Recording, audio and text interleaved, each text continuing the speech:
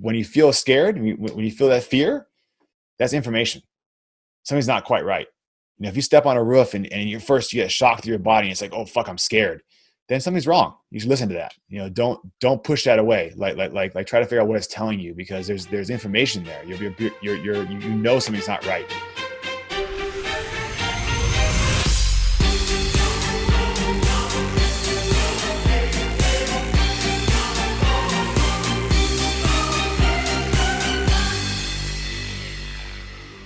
Man of Mastery, episode 60, Live, Serve, Thrive, with Aaron Quinn.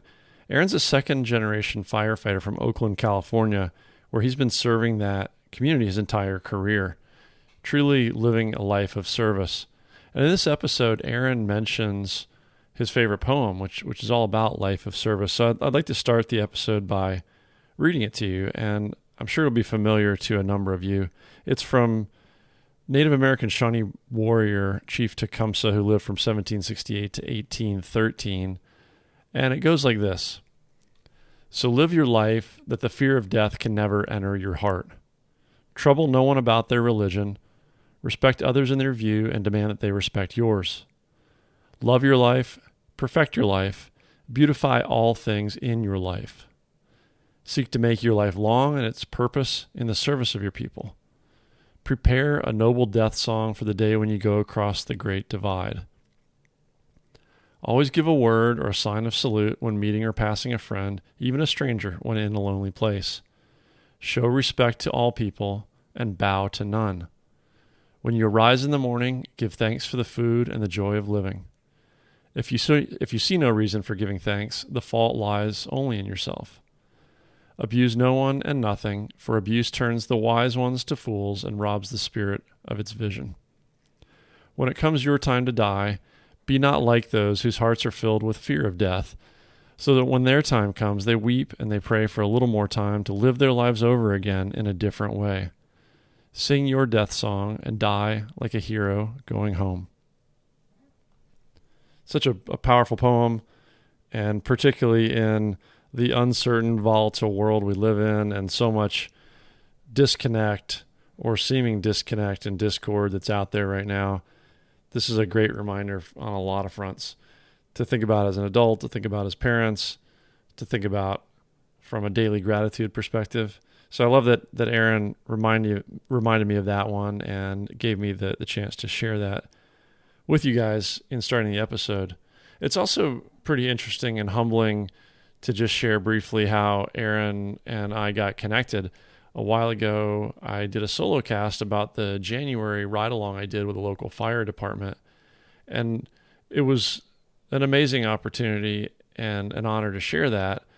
But one of the things in particular that's pretty intriguing, when you do a solo cast, it's even different, more so than an interview where you can read the chemistry in a discussion with a guest that you're interviewing.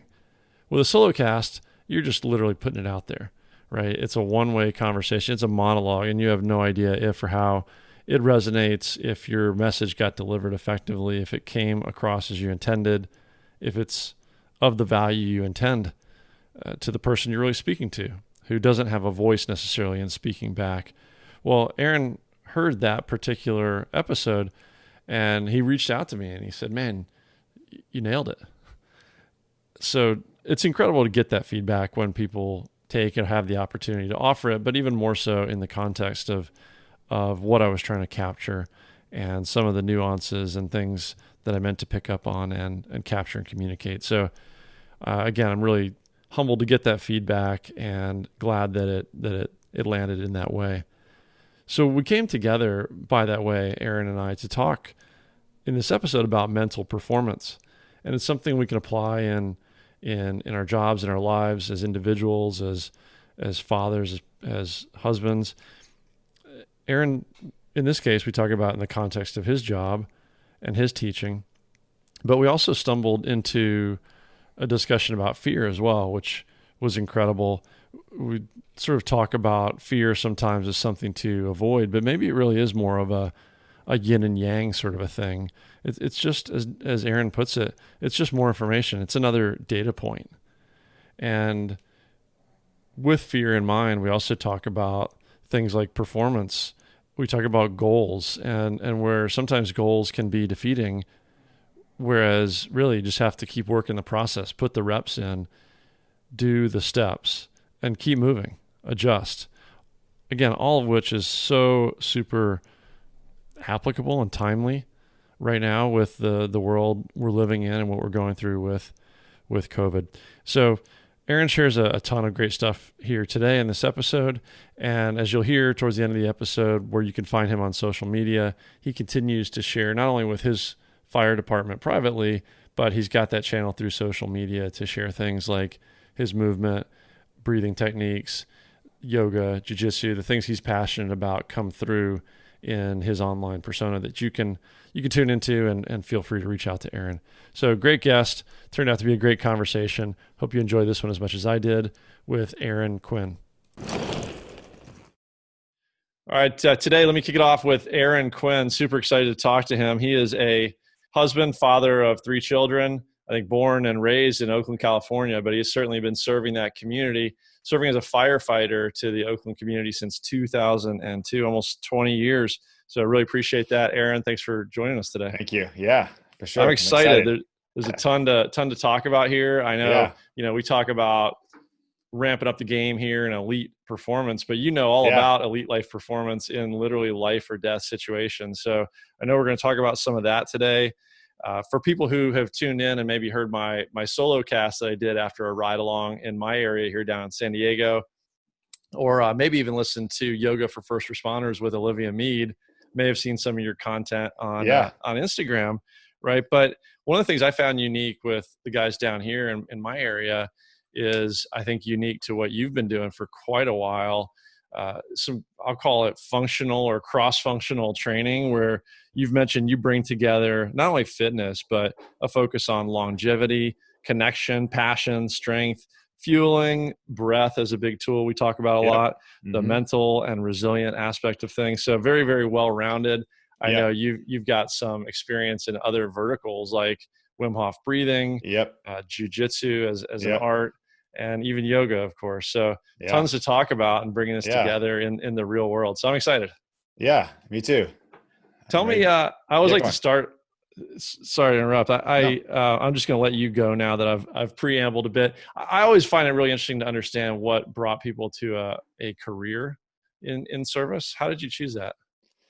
Well, so I grew up here in Oakland, and my dad was a firefighter in the same city. So I kind of grew up in that lifestyle, seeing it from the vantage point of a kid, which is a little different than seeing it from an adult. So already I understood, what that meant to give your service to a city. When the Oakland Hills fire hit off, I have a memory. My dad picked us up from school early, drove us home, and said, "Hey, I got to go to work. Your mom will be home at 7." And I didn't see him again for 4 days. Wow. And so growing up with that and just seeing that, you understand deeply kind of what that means. My dad was a out of work machinist for the first part of his life, and laid off here, laid off there, get a job. And so I also saw the benefit that the job gave for our family, kind of pulled us out of poverty in a lot of ways. So when it came time for me to find a career, firefighting was it. I started off working as a lifeguard in the city of Oakland when I was 15. And that was like a mini firefighter job in my mind, teaching kids how to swim and, doing all that kind of stuff was fun. I waited tables for a while and took my first test I was eligible for. You had to be 18 years old here in Oakland to take a test. So I was about 21 when I took the test, and I got hired on my first test, which is not very likely, but I had a huge advantage being from the city and being, growing up in Oakland. So that would help me out, and I got hired when I was 22 years old, and that's kind of been my story ever since. And a legacy, which is incredible. I saw a little bit of this when I did my ride along and learned a little bit more about the guys there. I saw how much not only do they step up for each other, but that their families really understand. You get a significant amount of time away, but when you're on, you're on, and it eats up a lot. So I saw the kids stepping up, very self-sufficient, even though they were kind of teenagers. I saw I see the families, literally the extended families, getting together at the fire Yeah. station for things like Thanksgiving dinner when people are on Yeah. duty. Did you get a sense as a kid for how I'm sure you probably got a sense of how much your dad served, but did you have a sense also on how tough the job was on him and others? I don't think I got a sense of necessarily how hard the job is from a standpoint of a grown up and kind of as a father, missing the family. I knew he missed us, and I knew there were some challenges there, but you can't quite ever really understand it until you're doing the job. There's certain realities, and that just I may or may not go into them, but there's certain things that I know my dad went through now, having done the job, and just makes me have a whole nother respect for how he showed up. Yeah, I can imagine. And I don't know if some of this is generational, that we're becoming more open about things to try to hit them head on. But I have the sense that, there's a lot of pride in what's done, and you kind of, swallow the tough stuff and try not to bring it home. But it does, Yeah, it sits there inside of you, right? I don't know if there's some generational stuff with it. When my dad first came in, no one really worked out. It was like, "Hey kid, why are you working out? You're supposed to do construction." That was like the thing. And then in my dad's generation, they kind of brought exercise. It was like, ooh, exercise was this whole new genre of something for firefighters to do. And now exercise, everyone understands that. Everyone's like, they have their own brand, whatever it is. They have their own thing they do for exercise as firefighters. Pretty much that's standard now. I think mental health is kind of the same way. We're as a society, we're just kind of really understanding how important it is, and how important it is to address that. Self-help used to be looked at as like this, like, ew, you doing what? And now it's not looked at that way anymore, which is a huge start, which is massive. It is. Yeah. So, okay. Yeah. I get it. Maybe it's an evolution, or, we're maturing in our thought on that. And some of it's just recognizing the problem, right? Yeah. More and more we're hearing, or people become familiar with the devastating statistic of 22 veterans a day on average committing suicide. Absolutely. But there are suicide issues in other first responding communities, right? Yeah. Firefighters, police. Yeah. I believe in 2017, I believe suicide was the number one cause of death for firefighters, beyond heart disease. And that was a big moment in the fire service, when a lot of departments nationwide kind of took a step back and like, whoa, this is a bigger deal than we thought. And that doesn't include retired people. That's just active duty. That's just active duty. Yeah. Yeah. And then you get folks that have had, you're on the go almost constantly for your entire career. And then all of a sudden you're retired, and it's like, what am I doing with myself? Yeah. Right. Yeah. And I'm totally with you. I'm probably old enough that there's some of that old school thinking that a therapist is for when you're broken. Yeah. Whereas, I think the healthier, modern, proactive approach is, it's just another form of coach. It's another We still tool. struggle with it. I struggle with it too, but it's something you got to do. So I'm trying to be the example, but I'm with you in that one. Sometimes you got to pull your older self away. Right. Yeah. Yeah. Put some of those preconceptions behind, whether it's, I'll pick a silly one, right? That's kind of a significant one, and it's not to make light of it, but COVID has been an amazing chance to sort of rethink some things, right? And kind of reinvent some things, carry some positive things forward. It's also Absolutely. a challenge for Yeah. people who've been locked down and figuring out, what's going on at home, and you start having different, oh God, now we're all home 24/7. What does this mean? And figuring out friction points. So, I have one coach that talks about roles and what does he call it? Role. It's basically roles and IDs. So it's sort of a chance to recognize that we may have preconceived patterns of other things too. Like what are our roles in the household?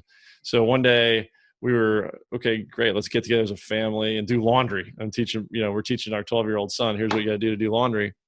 Because now you got to chip in, buddy, right? All part of the Absolutely. process. Yeah. My wife goes like, stop, guys. Look, everybody, when you put your dirty clothes in the hamper, turn the shirt back out the right way, turn the socks back out the right way, so we don't have to do it when they come out of the dryer. Yeah. It's like, oh, okay, right. Let's just reinvent that, right? So whether it's little or big, it's always great to kind of question where your perceptions or your habits come from, and think about whether they're still valid. Absolutely. It's just, constant reevaluation, right? Yeah, for sure. And I know you do that in a number of ways. In fact, I love following your Instagram stuff, particularly the movement. And so you posted one here just recently. I think I saw it today or last night. I want to ask you a little bit about it in the sense of, so the point you were making in it, if I remember it right, was around feeling. And I think you explicitly say in there that in the job you do, you have to learn. And there are times where you need to put your feelings aside and get the job done.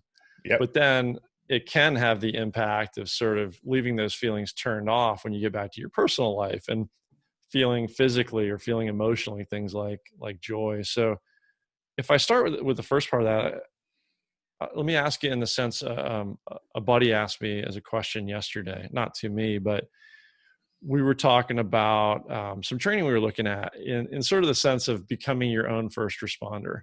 You can make the phone call to 911 and look to you guys, or let's say a police department, but stuff we're going through right now, you may have staffing issues. You may have police walking off the job. You may just have a response time in which there is a life or death situation. Right.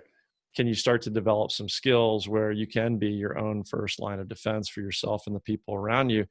So my buddy's question was not only how do we get trained on the tools and the techniques, but what is that? How do you learn to sort of put the adrenaline aside, put the panic aside, put the feelings down, and address the problem you've got to hit head on? Well, some of it, unfortunately, like we always say in the fire service, you can't learn the job in books. You have to put yourself in situations where your adrenaline's pumping or you're emotionally charged, and then you have to work with yourself, work through it to stay calm. And that's largely the breath is one of our biggest tools we can use. You mentioned that. And some of it is just an overall confidence that you can handle the situation. And these things play together.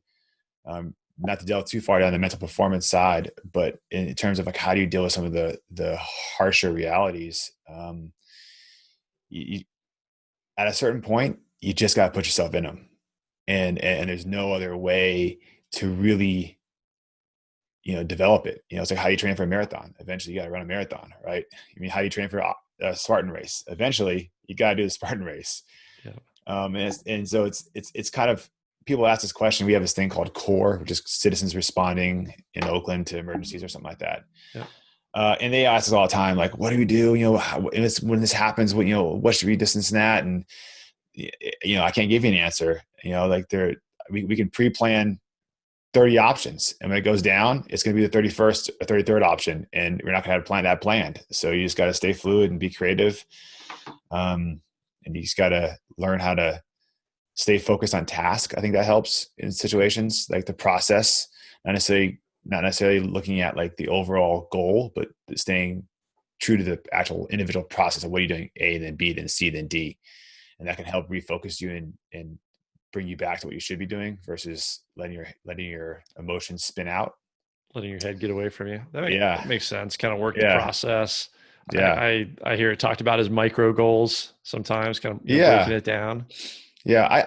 I try to stay clear of, at least in my job, I teach the new recruits physical fitness and mental performance. I tell them to steer clear of goals. Goals are great. We want to have our goals, but so many times in emergency situations, our goals don't come to fruition.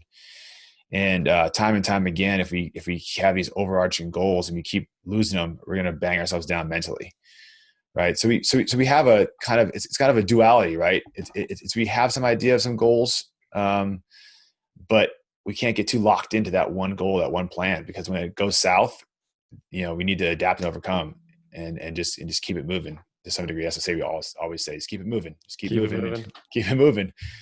Or work, maybe you're working the triage, literally, airway, massive bleeding, et cetera. Yeah. So what, to some degree, it seems like, what's the saying? It's something like you don't rise to the level of your plan, you default to the level, or you fall to the level of your training.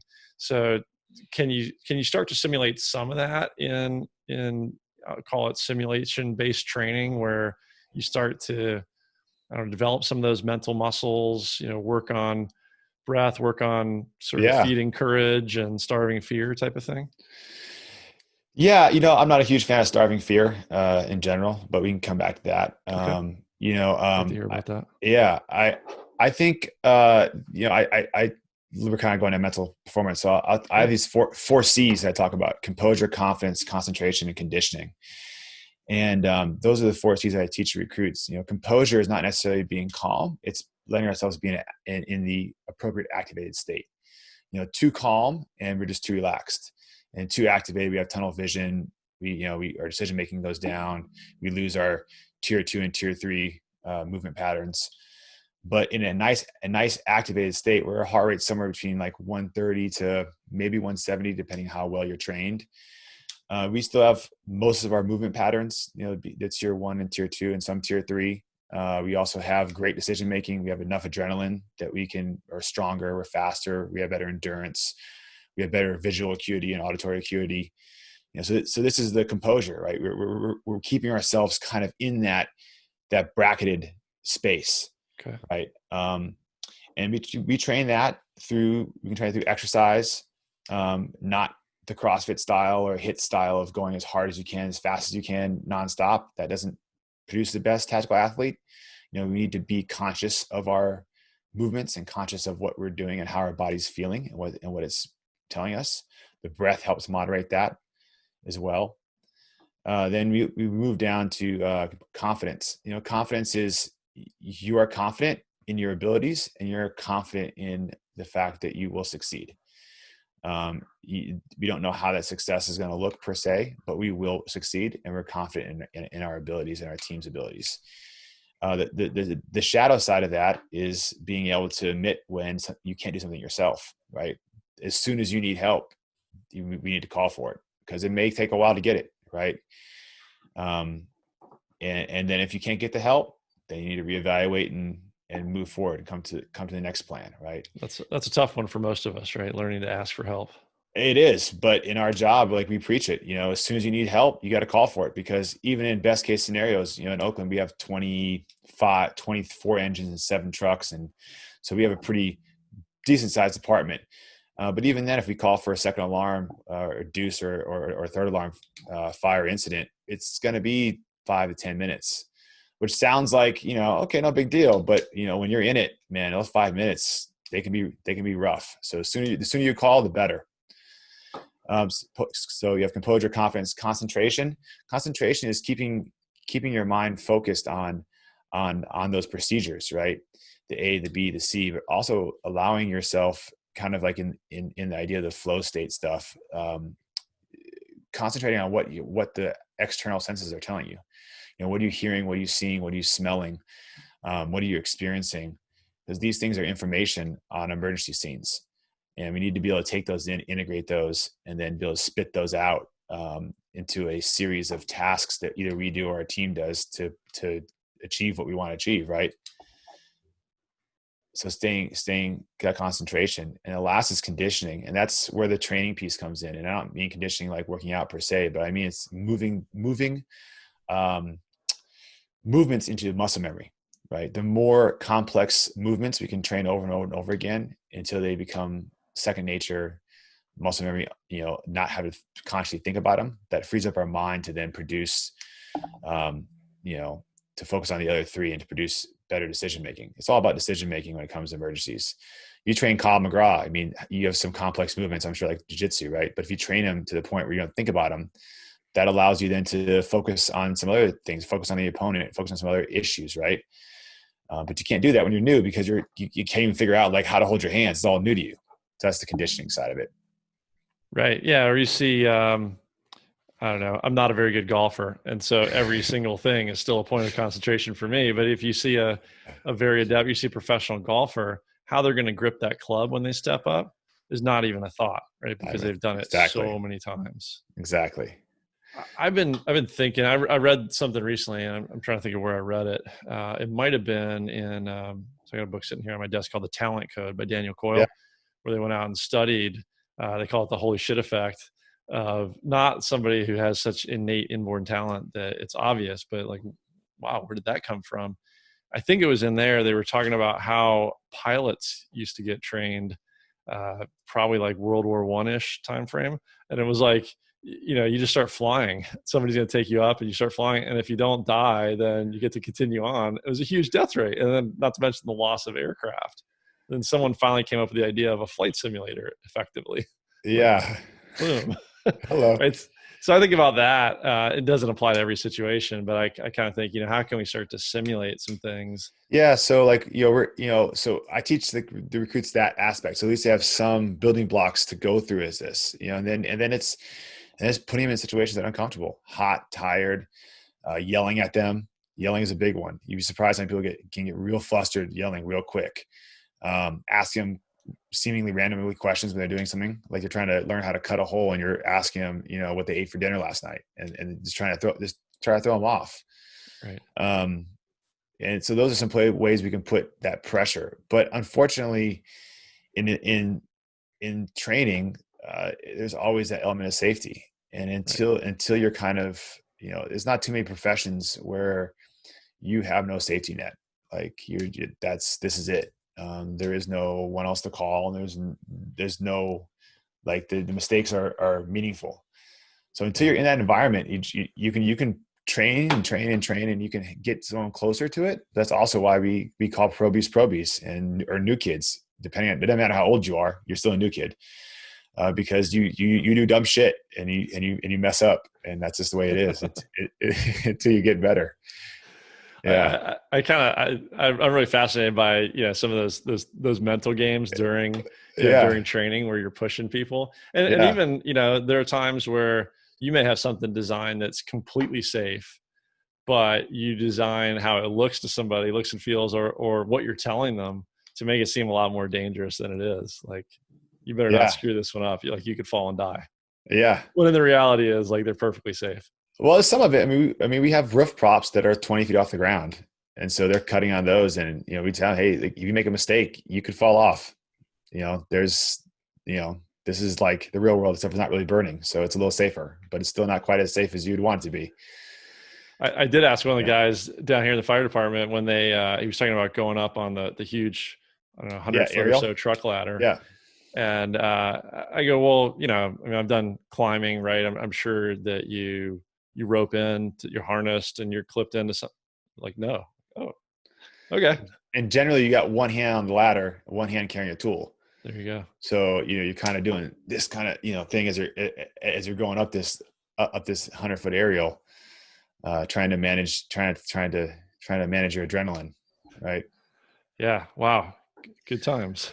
Yeah. Well, so you mentioned breath in there, and we've hit it a couple of times. So, Wim Hof, I know you're Wim Hof coaching certified at a level. Is that your main breathing technique or tool? Personally, that's my main one. That's the main one I use personally. I don't teach the recruits too much of that. It's a little still out there for people to grasp, and it has a lot of a lot of emotional components that come along with the Wim Hof breathing that not everyone's ready for. But me personally, that's my main one that I use. I mostly teach the recruits either like a circular nasal breathing during exercise, and we also train the box breathing. But the way I train box breathing is we start with a 4x4 box, and we train that about 3 times a week. I'm sure your listeners are familiar with the 4x4 box. You've mentioned Mark Divine in your podcast, so I'm sure you all know.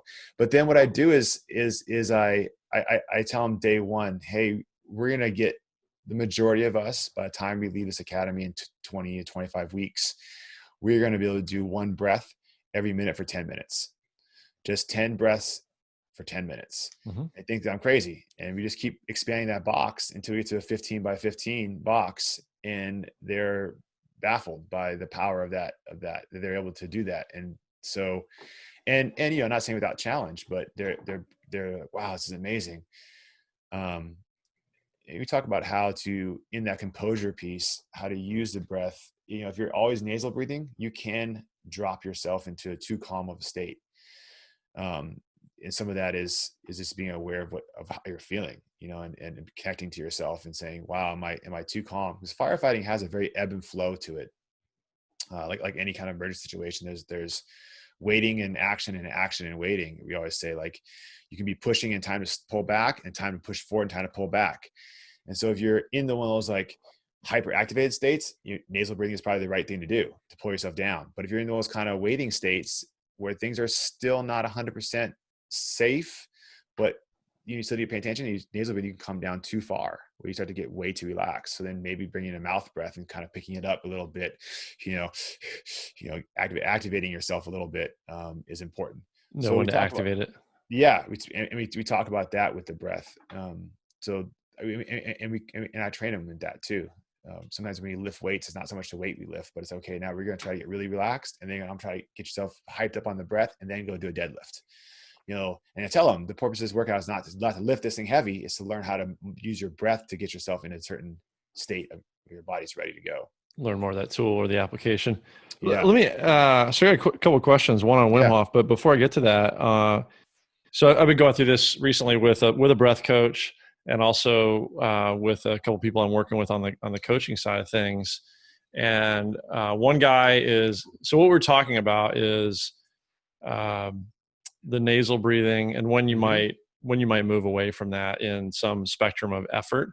So to give you a context, one of these guys is he's a world-class ultra marathoner. Yeah. So one of his events this year should be something like 140 miles in 24 hours. Oof. And, so that's certainly not a sprint, right? You got to get out there at for most of it, you're just going to you find a groove, right? You find a pace. And so he actually said he'll usually box breathe when he's at that pace. But we were talking about, what happens when you really, and there's some element of maybe it's the sprint at the end that is just, it's all out. It's whatever you got to do to survive.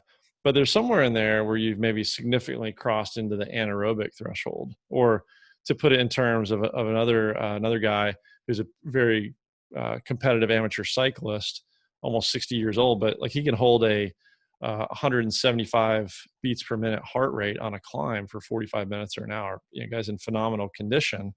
But same thing, we were talking about what happens when you kind of get in this place where it feels like you want to lose the nostril in and out breath because you're kind of significantly anaerobic, maybe not threshold, but in that zone. What have you found? As far as when training or during the actual like emergency situations? Yeah, call it on the job in an event. Yeah. So some of it is knowing how long you can be in that space for, and then they'll come back to a more conscious state. So when I'm training the recruits, we do workouts where we'll jump rope and we'll breathe through the nose for 2.5 minutes. And that's kind of like the active recovery. And then we'll hit it like some kind of work, Metcon type thing as hard and as fast as you can go to get in the anaerobic zone and then come back. So you just have to learn like how long you can be in that state for. The unfortunate thing for us is that, we're not athletes in the sense that we don't know how long we're going to work for. We don't know how long we're going to go for. And I can't even guarantee you that I've had a good night's sleep or I've eaten or I've hydrated. There are no guarantees. Most time our fires and major incidents are at night. So we're already coming out from a depleted state. So you have to just understand what, if you're going to push into that anaerobic zone, and if you are, you need to know how long you can go for and then what you're trying to achieve. And then at a certain point, you need to be able to pull back and say, wow, I can't keep pushing into anaerobic zone because I don't know how long I'm going to have to be here.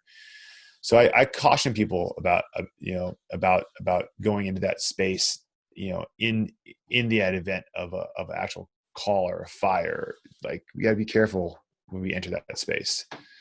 Okay.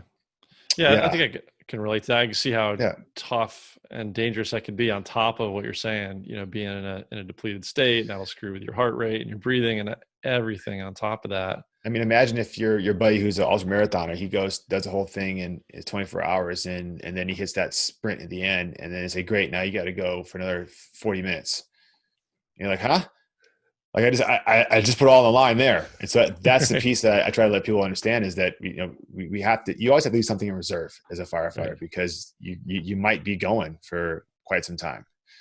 I love that kind of stuff in a training environment. Obviously, in a real world environment, you don't control it. But talking about Mark Devine, so I just had this conversation with a guy this morning. He and I both did one of Devine's overnight events, 12-ish hour events, 12, 14.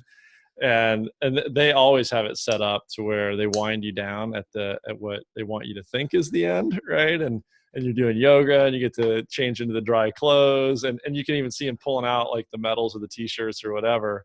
And then somebody makes up an excuse if you fell asleep, and it's full on with fire hoses and the Everything. bullhorn, and it's 2 more hours. Yeah. And that was always by design, but it's to get you lulled into that sense.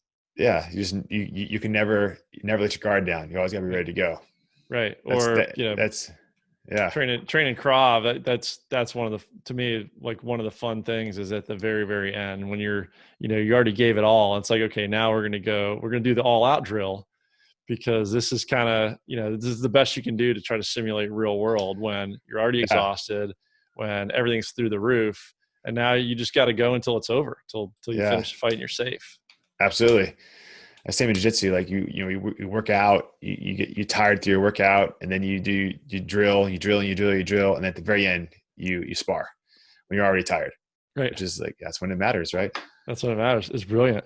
So on Wim Hof, so just help me with my education on this a little bit, because I always say, the Iceman, Wim Hof, right? So I always think of his primary, what he's known for is technique and that breathing as the heat generating, I'm going to be in a cold condition. Yeah. So it sounds like it's much more than that. Absolutely. Wow. Where do we start? It's a big question. Okay. I'll try to move through it quickly. So, Wim's, the cold really has been his teacher and his healer. He went through some pretty tragic things in his life. He's very open about it. His wife committed suicide when his kids were young, and he just, couldn't find any peace anywhere. Tried everything. One day he was walking by a lake, and he said, "Oh, I want to get in this thing." And it's freezing. It's like, I had to break the ice up, and he gets in, and he said he got in and was like, oh, he got right back out. But he said in that moment of that, like 10 seconds that he was in, he felt calm and peace. And, so he kept going back, and he kept going into the cold. And through that, he learned his breathing technique, his technique that he says that he basically, the cold taught him. It's a combination of a couple other things. He's always been into yoga, but it's very much his own breathing technique. And he saw firsthand the power of his method to heal trauma and emotional trauma and physical trauma, and the amount of vitality that it gave him. But no one listened to him. I mean, who's going to listen to? I mean, everyone, maybe on your podcast, have probably seen Wim. If you heard him speak, you're like, "Are you kidding me?"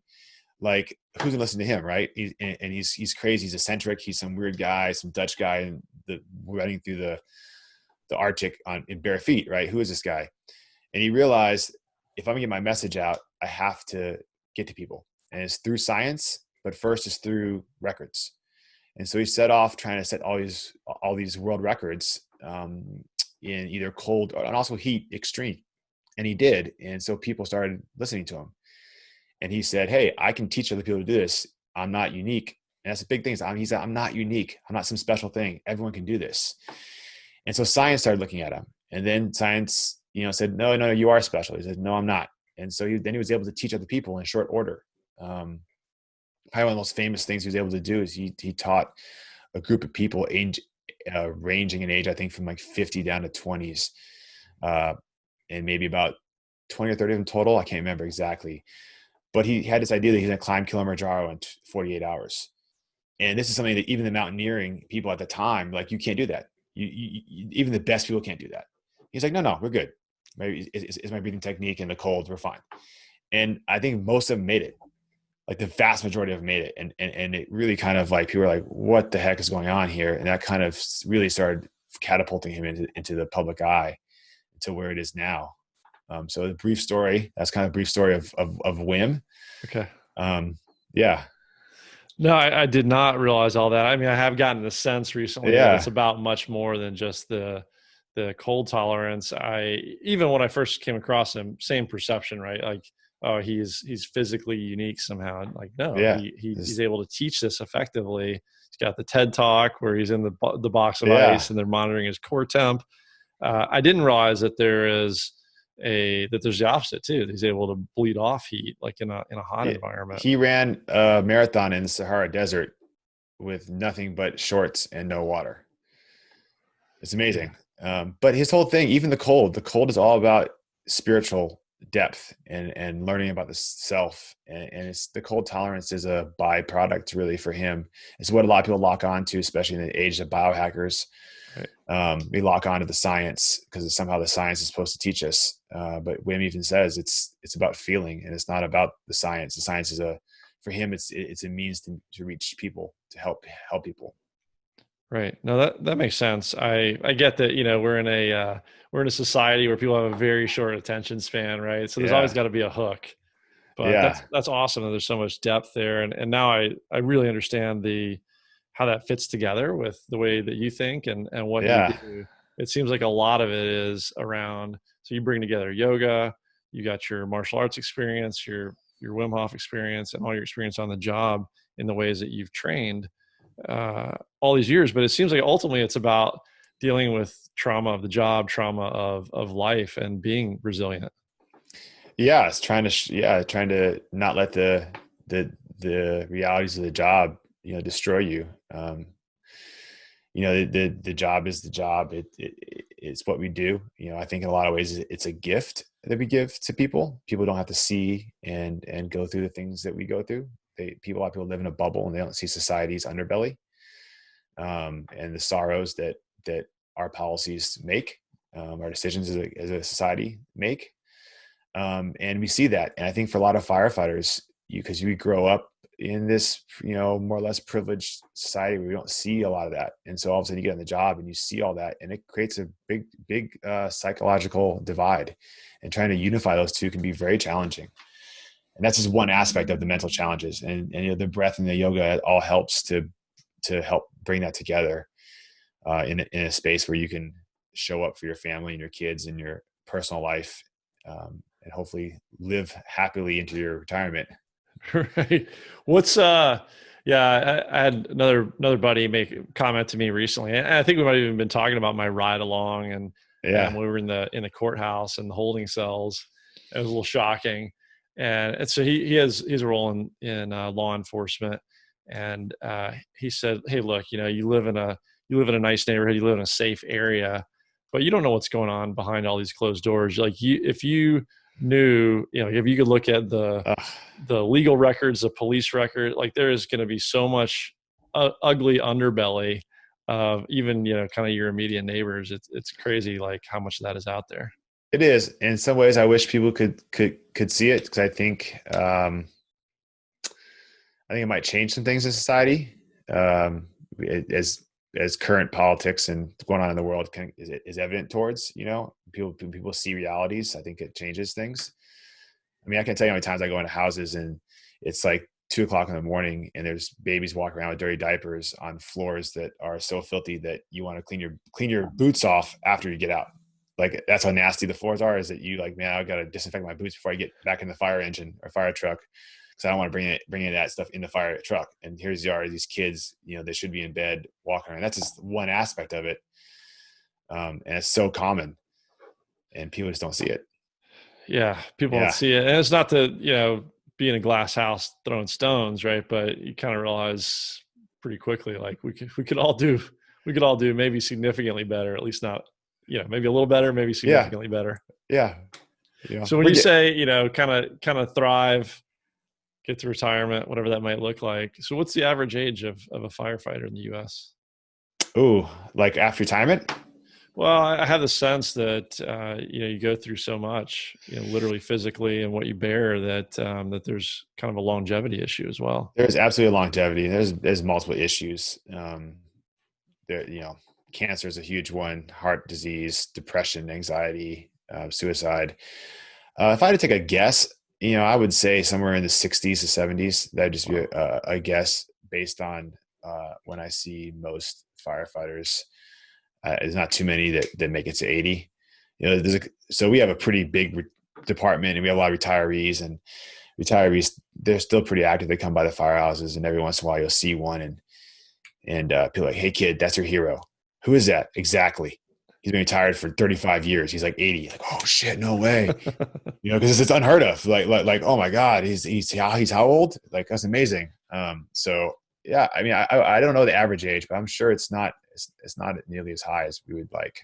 Yeah, no, I mean it's kind of again like something we don't necessarily hear, think about, and sort of Yeah. shocking, especially you start seeing things about like blue zone communities where you got a Yeah. significant population over 100, Yeah. and then you got people Yes. that bear careers that are totally different.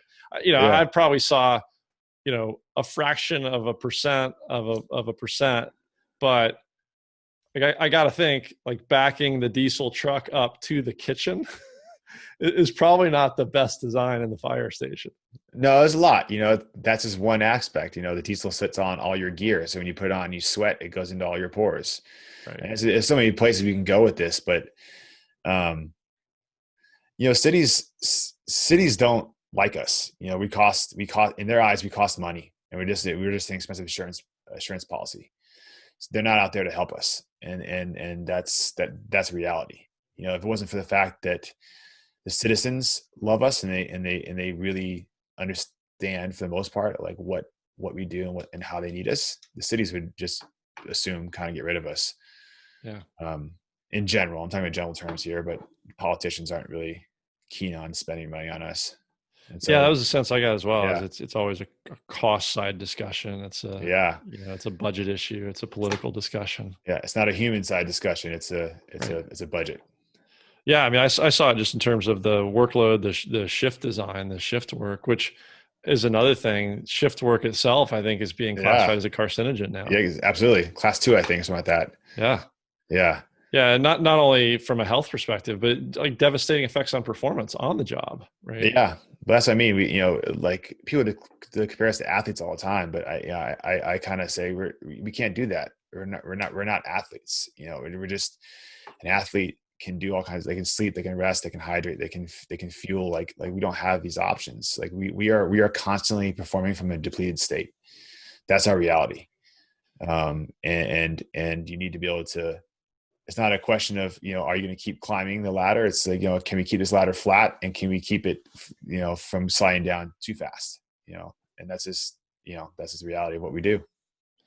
I kind of like I think it's David Goggins that has a saying. It's along the lines of like we stop when we're done. Yeah, Like I like that. there's Yeah, not really a choice at that true. point. I'm sure I Yeah, didn't say it as well as he did, but that's it's not like the game's over, the whistle blew, or I want to sub out. It's yeah, like you got to finish the job. that's 100%. Yeah, I like that. Hey, a question that just Yeah, came back to me about yeah, some of the stuff you're training, and particularly you were talking about yeah. ramping up and ramping down. Have you done the? I think this actually came out of ancient Sparta, is the first place I read about it. Training with a mouthful of water. Have you tried that with your guys? Interesting. No. So you have to breathe through the nose. Is Yeah, that the idea? yeah, that's the idea. So I think what I read about was they had to go for a significant run and come back with the same mouthful of water. I just tried it recently in a workout that somebody led on Zoom. Right, we're all doing Zoom COVID workouts, Yeah. and it was relatively short. It was probably that segment of the workout was probably 10 minutes, and we did 3 different movements for 3 or 4 rounds. So some of them were, I'm trying to think of what all we did. We did like a fall break and a get up, right? So you were like rolling around and going down, getting back up, and the other two might have been standing movements. But it was enough of a combination of getting your heart rate up and some complex movements that a lot of stuff started happening, not only physically but mentally. So Emotionally. Yeah. emotionally, absolutely. It's like, holy cow, can I do this? I can't breathe. I feel like I can't breathe. Regulating the movement and the breath to, I got to find some stability because I got to keep going for 10 minutes, right? That's And then the accountability factor as well. Like, I'm not going to be the only person, and my son was doing it with me. Like, I'm not going to spit it out in front of him and everybody else. exactly. I hadn't heard of the water in the mouth, but everything you just said is exactly what we train when I train the recruits. We do a lot of running with only breathing through the nose, a lot of movements. The Wim Hof stuff is all about that anxiety and managing anxiety within the breath. There's a whole component of that, whether you're in an activated state because you're breathing really heavy, so you're kind of activated there, or whether you're in depleted state because you're holding your breath. These are all things that you have to manage. Imagine with your idea of holding the water in your mouth, like you're holding your water in your mouth, you're working out and doing that. Imagine being in an environment where if you take your mask off, you die. That's it. And so you have to manage that air. That's all you got. Right. And so just you see people sometimes, even with that mental side, even with that, like knowing that you're okay, as long as you keep the mask on and you breathe slow, you're fine. But when they get in that environment, when they understand that there's like, that's all between you and death is that little mask, they start to freak out. They start to panic. Yeah. So I think I might incorporate some of that water stuff. That's a good one. It's pretty cool, right? It's simple, super cool. but it's very effective. Effective. You get the feeling. It's like I'm drowning. Like I'm not drowning. I just got water in my mouth. Right. Yeah. Give that a try. Let me know what you think. Yeah, I will for sure. When you guys have the when you're using the breathing apparatus and you got the mask, it's a full face mask, right? So you can breathe through your nose. Is that true? Mm-hmm. Yeah. Yeah. What do you? I was thinking about this recently with like a rescue diver or somebody like that that's just got a regulator in their mouth that only has mouth breathing as an airway, and so you don't have the nostril breathing to try to regulate in the ways that you can. Do you have any idea if there are other mental or breathing techniques those guys use? I don't. I know the free divers really are they look to really calm their bodies down, but they're not really breathing. I think then it just becomes more of a mental place. That'd be my guess. I'm guessing here now, but I would think just be more of just longer exhales through the nose, into the mouth, exhale through the nose. I teach that sometimes too. Like, when you've been working hard, you can't get enough air through your nose. You just can't. Right. And sometimes, like to your point, the anaerobic push, right? Sometimes you push the anaerobic place. I say, okay, great. Now you breathe in through your, the last step we don't want to get to is in through the mouth, out through the mouth. If we can avoid that, we're good. But the next layer would be in through the mouth and out through the nose. And that would be like the next, and try to make the exhale through the nose longer. And then we go in through the nose, out through the mouth. And then hopefully just through the nose completely. But that'd be my guess. If I was to guess if I was in that situation, how to regulate, I would try to make my exhales through my nose longer than my inhales through my mouth. Okay. No, that makes total sense to me. I don't think, I hadn't thought of that for sure. I was thinking back to some diving I've done. I remember being down, I think we were supposed to do about 100-foot dive. I may have gone to 120, 130.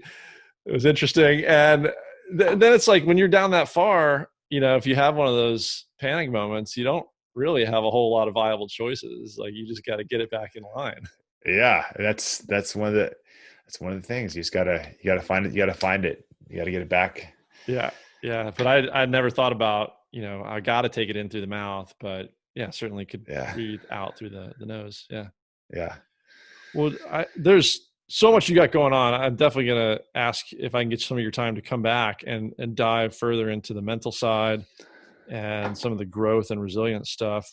But maybe to close out to where we started early on, I mentioned one of your Instagram posts recently. So I'd like to ask a little bit more about that one, if you don't mind, and then let's talk a little bit more about what you have out there on Instagram and through some other places. Yeah. Real quick, I'm gonna punch back to you wanted to touch about on the fear pushing or fear starting. Please, thank you. Just real quick, I think one of my senior guys, I don't want to take too much of your time, but no, you're good. You're good.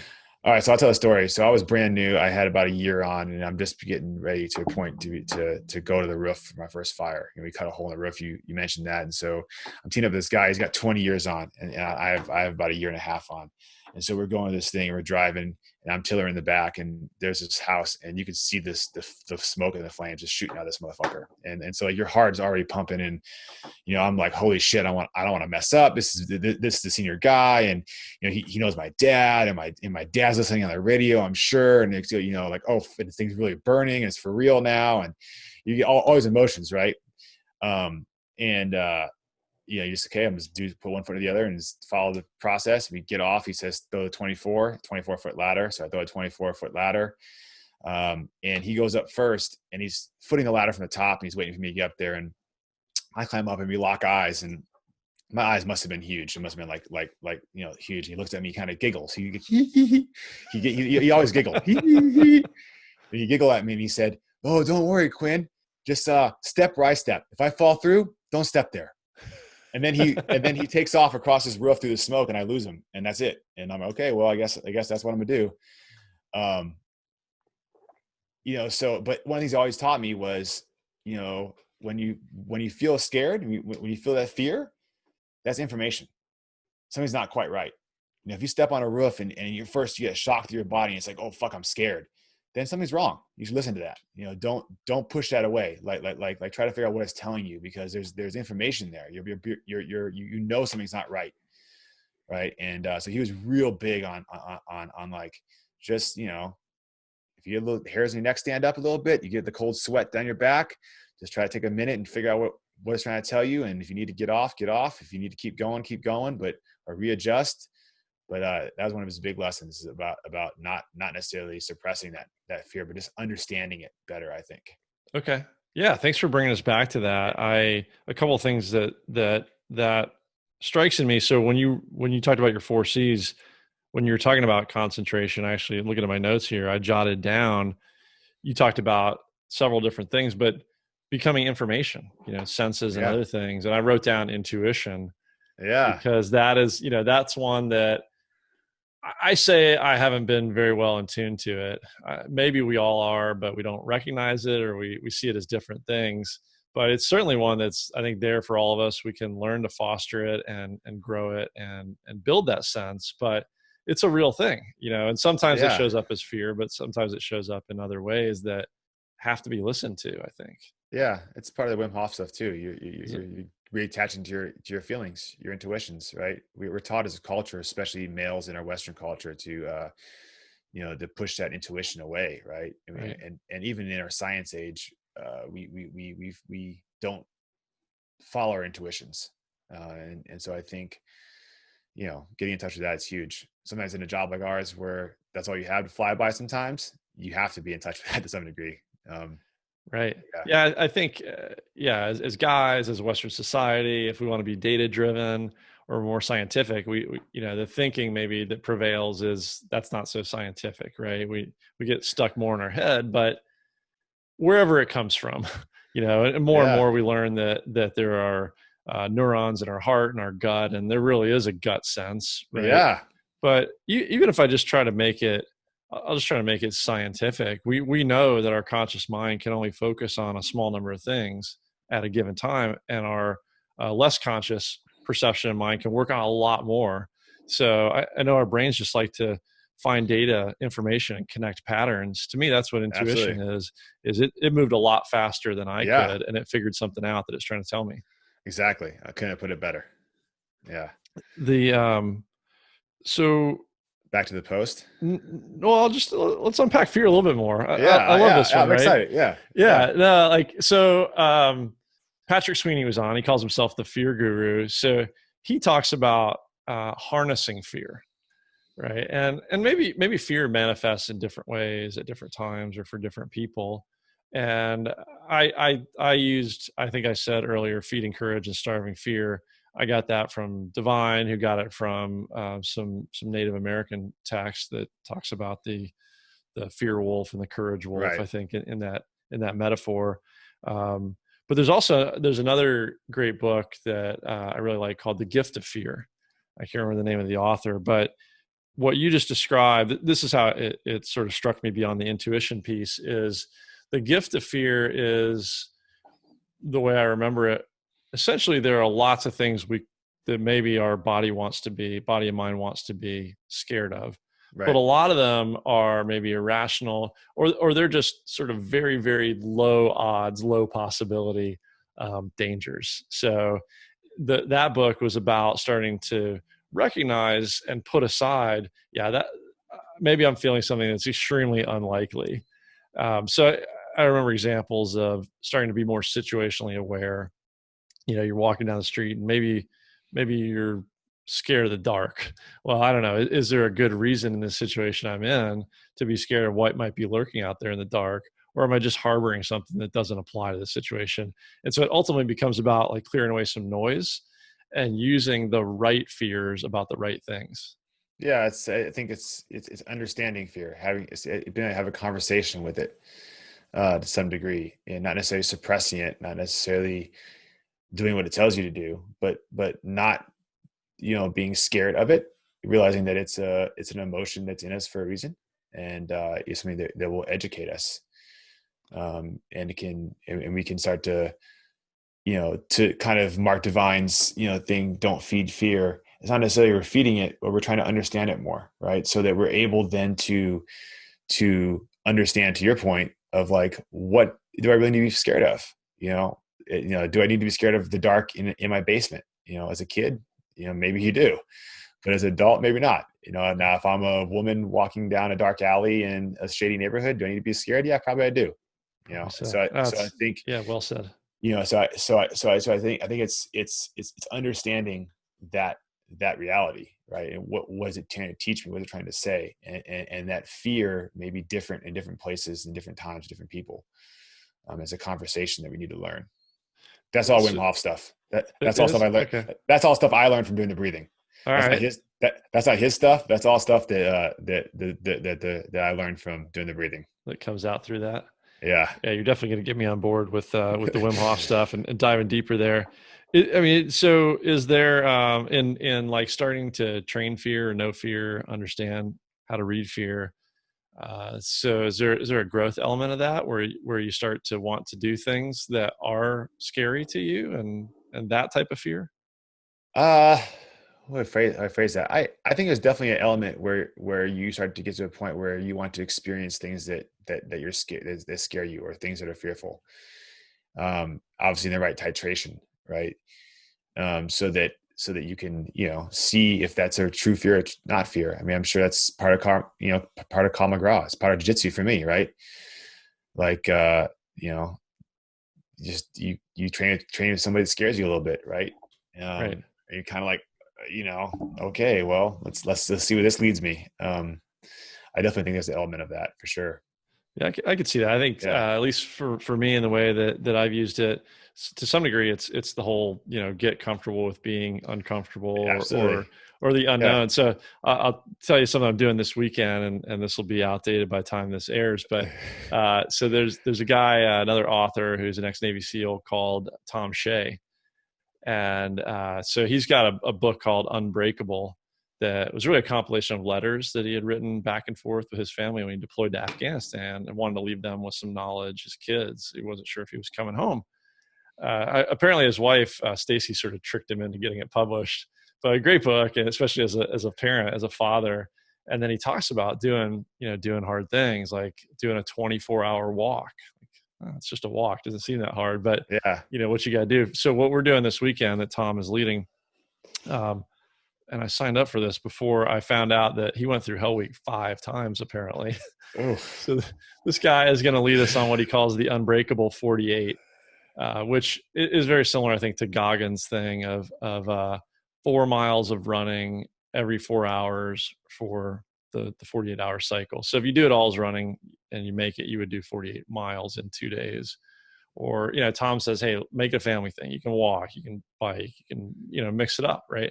And he's going to mix other things in there. And I signed up for this thing, so I'm now about 24 hours away from starting it, and I hadn't seen any communication on it. So I just assumed this was part of the process. Like get comfortable not knowing whatsoever what's going to happen when you tune in on Friday night. Turns out I was just missing all the communications. I just found out this morning. I might like your way better. Yeah. I thought that was just part of the game, but just that whole idea of sometimes there are things that I have to do that are uncomfortable, or I have to do that are scary to me, or the growth that comes through those things, or even just the sense, I've heard it said another way, that when you're scared of something, there's probably something really powerful there, and there might be a good reason you need to head that direction. That's the old, Joseph Campbell, hero's journey type of walk. Right. The cave you fear the most is the one you need to go into, right? Right. That's all. They're all woven together. It's all people trying to explain, the same aspects, using their own knowledge and experience, trying to explain the same story. So that's why I think it's all interwoven together. Yeah, it's all good stuff. So in terms of weaving things together Yeah. and how it all flows. So just tell me a little bit more about that post I brought up about some of the integrated movement you were doing. I Yeah. saw the movement I saw from you. I think I did something very similar as an animal movement workout recently. It looked like a Downward scorpion. dog to over to wild thing, kind of something like that. Okay. Yeah. Yeah. I think so, so first off, like as firefighters, and we touched on a little bit on this earlier on. We mentioned the post is we need to be able to detach. We talked about that, and so in that detachment, in the scene, on scene, or whatever you're seeing, whatever you're feeling, whatever you're smelling, it's a big one. Smells is a big one for me, at least, a big trigger. Um, you need to be able to push those that emotional component aside, and in doing that, I believe that when we are not allowing our brains to process the trauma, it gets stored into our body. And so the trauma of what we're seeing, what we're experiencing, what we're hearing is being stored in our body. And over the course of the years of that, that disconnection bleeds over to all parts of our life when we just start to disconnect from everything. And so anything that produces any kind of emotional feeling, no matter how small, we learn to, whatever, keep it moving, right? That's what I say. Just keep moving. Just keep rolling, right? And we push it to our body. And so over time, we lose that ability to find joy in anything, and definitely joy within movement. It's chronic pain and inflammation and cancer. You can keep going, depending on how woo-woo your audience is. I'm kind of a woo-woo person when it comes to that. I'm not saying that Western medicine is absolutely super important. I believe in it strongly, but I also believe in the woo-woo side of things too. And so I think what happens is we have all this stuff stuck in our body, and if our body can't move and feel joy in movement, like kids do. I mean, kids just run to run. Born to Run, he talks about how kids just run to run, and how they do it to enjoy, and we do it to work out. And so I think if we can bring that back into our movement, where we're just moving to have fun, that's some of the animal movement stuff. That's some of the Ido Portal, stuff. That's some of the all the movement specialists you see out there. They're just moving. It's not an agenda. I'm not working out to work out, right? I'm not trying to get big and try to get swole. I'm not trying to stretch and get better. The agenda is just to feel, right, and just to let that movement feel good. And in doing that, we can start to loosen and move those stuck trauma, energy blockages, zones, whatever you want to call them, through and out of our body.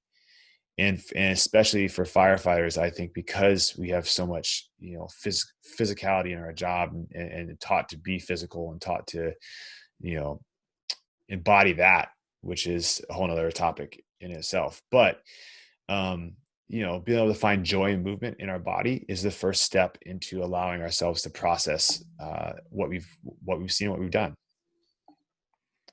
I So like yeah, that. So how is that being picked up with the guys you teach? How much of that is being accepted into the firefighting community? that's pretty far out there. I think it's still pretty far out there for the mainstream of people. But at the same time, there are a growing number of people who are like, yes, I'm with that. I understand that. I see that. Or people who are in crisis and they've tried other things. They're like, hey man, let me try this Wim Hof stuff, or hey, let me try this yoga stuff with you. And, maybe I will take these vitamins, and you're like, wow, I'm feeling better. And you're like, yeah, it's all part of a process, but it's part of a process. So I think it's slow, but, in some ways, I think sometimes with the slower process it is, the more important it is for people to do that work, because there's less people doing it, right?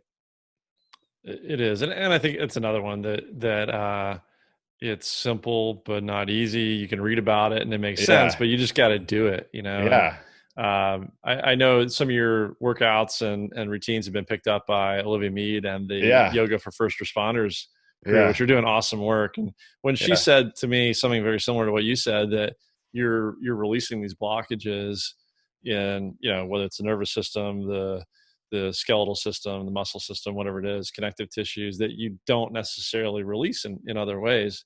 That, kind of light went on for me, yeah, and that I could really relate to that. yeah.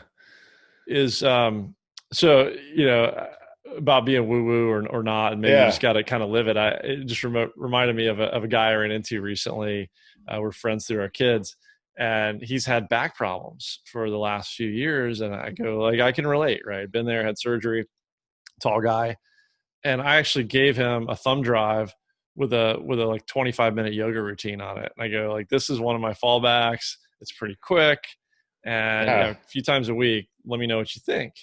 And I asked him maybe once more after that, never heard anything. Like, okay, maybe it just didn't work for him. And I saw him recently and he goes, man, my back's been great. I started doing yoga. I'm like, dude, I gave you this video like 2-3 years ago. Why didn't you ever do it? He's like, oh, I didn't believe you. Because I didn't believe it until I did it. But that was one of these starts, right? One of the pebbles, is the metaphor, the pebble in the pond, right? It's one of the ripples that he heard it from you. He probably heard it from somebody else and someone else and someone else. And eventually, like, okay, you know what? Now I'm going to do this finally. Yeah. Yeah. It's all about the timing, right? Sometimes it's just got to be the right time. Yeah, but also you still played a role in that, right? Your influence, somewhere in him landed, and somewhere in him, he remembered back to that, whether consciously or unconsciously.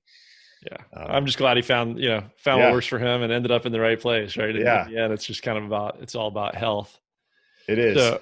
So, Aaron, I really appreciate you sharing this stuff today. Yeah, And I love what you guys, what you've got there that Yoga and Olivia are picking up. But more generally, what's your Instagram feed for people to tune into what you're doing? yeah. It's live, serve, thrive. That's it. Live dot serve dot thrive.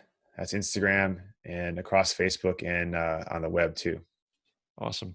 Yeah, Yeah, I love that. I think we were talking off air about learn, share, grow, but I love yeah, the service element to it. I think I'm going to kind of take what Boomer shared with me, what you've got, and for me, I think it's kind of like learn, grow, and serve is sort of the way I yeah. think of things. I'm sure you've read this, but Tecumseh's poem about be ready to die. Basically, that's one of my favorite things ever written. I think. Period. I think it embodies everything people are trying to teach. But he says in there to be of service to your people. Right. That's one of the elements, and I think for firefighters in particular, that's a calling to be of service. That's one of the things that draws us there is that we want to be that person that is providing that service when they call.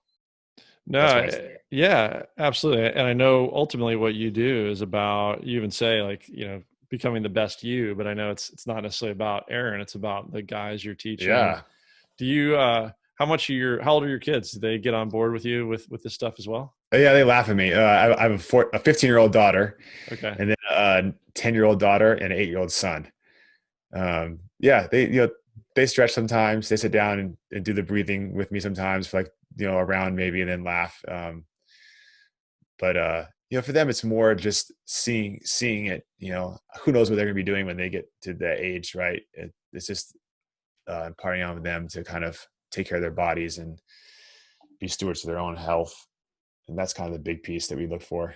Nice. Yeah, of Yeah. course a teenager's going to laugh at their parents, right? It's just Yeah. the way it goes. Yeah. Right? You know everything when you're 15, your parents know nothing. Yeah, exactly. I tell my 15-year-old all the time. I'm like, your job is to disobey us, and that's what you're supposed to do. You're supposed to break the rules. And you're supposed to, wreak havoc. And our job is to help guide you back to where you're going to be when you get out of this phase. But if you're not doing those things, you're doing something wrong. Right. It's definitely a phase. Yeah. My 12-year-old's definitely got the preteen stuff going on. And so we've been telling him, like, you are with the hormones and the growth going through your body, you're literally going to go insane for a few Yeah. years. Right. So you just got to realize that's going to happen. Have a little bit of self-awareness if you can. And then our job is to bring you back into the fold. Yeah, that's exactly it. Yeah, I think just normalizing to the kids the behavior that this is normal for you, even though it feels unnormal, it is normal, and we expect it. It doesn't mean we can allow it, but we expect it at least. Part Yeah, of the process. I'm also yeah. convinced as a parent that, sometimes you get nostalgic about those times, when they were little and I wish they were little again, or, I want to have another Oh baby. yeah, 100%. But I'm convinced that, when they get to this age, it's about training you to want them out of the house. Like, you can't grow up fast enough at this point to get out of the nest. Yeah, it's funny, with the COVID stuff. It's now we're over here. You're in California too. I mean, Yeah. we're what week 5 or 6, 8, maybe, I don't know, 10, who knows? But it's been, I feel bad for my 15-year-old. I'm like, dude, like I would have hated to be here when I was 15, man. It's been horrible. Your parents all the time. Yeah. So, I mean, I feel bad. I feel bad, man. Yeah, I do too. My son's school soccer season, canceled. Toast. Club soccer postponed. Spartan races and travel, everything canceled. And like, it's not going to help to tell this to an 8 or 10 or 15 or 12-year-old, but it's like, there are people who've had it much worse, and you're going to look back on this later in life and it's a blip, and you can, you can tell stories about it. But I mean, the good news is, like, this is, the Queen gave a little speech at the beginning of this that I had my son sit down and watch a replay with. And she talked about, we've been through wars before, we've been through fights. This is the first time we're all in the same fight as a global community. So luckily we're living through this kind of fight, not a literal hot war right now. Yeah. You're right. It's hard for the kids to gain that perspective, and you try the best you can as a parent to give it to them, and it lands somewhere. But for them, like, their friends are the world, Exactly. Yeah. I just want to go out and play. And like, what do you want to do? Go back to school? Because if you had to go to school, you'd say you didn't want to go. Oh, my kids are asked now. Like, when can I go back? Because they're ready. They're like, I'm done with this home thing. Yeah. So again, like, all this stuff, we come out of the other side of it with a new perception, new view of the world. So maybe they'll appreciate school and love going to school after all this. Yeah, maybe, probably not, but maybe. Not. Well, hang in there, buddy. You too. Awesome work you're doing. Thank you for everything you do to serve that community up there. Let's hook up again. And let me know when. And so my son, I don't think he's ever been to the Bay Area, or if maybe since he was little. So we'll get up there and get a look at your station and swing by work as well. Oh yeah, for sure. Have you over for dinner. Love it. Yeah, sit around the table. Let's do it. Yeah. All right. Thanks, man. All right, Aaron. Thanks again for stopping by. Yep. All right. Thank you again to Aaron Quinn for taking the time to share that one. Great guy. He's truly a warrior living a life of service to his family, his kids, his community. And great that he took so much time to share some of that experience, some of what he's learned. Super humble guy. So reach out. Make sure you follow him on Instagram, Live, Serve, Thrive. And again, feel free to reach out to him, but tune in for sure to what he's doing. I appreciate that he spent so much time with us today. Hopefully we'll have him back again in the future. All right. If that didn't pump you up, I don't know what is going to. So until the next episode, I would say take this as fuel, get out there and get after it.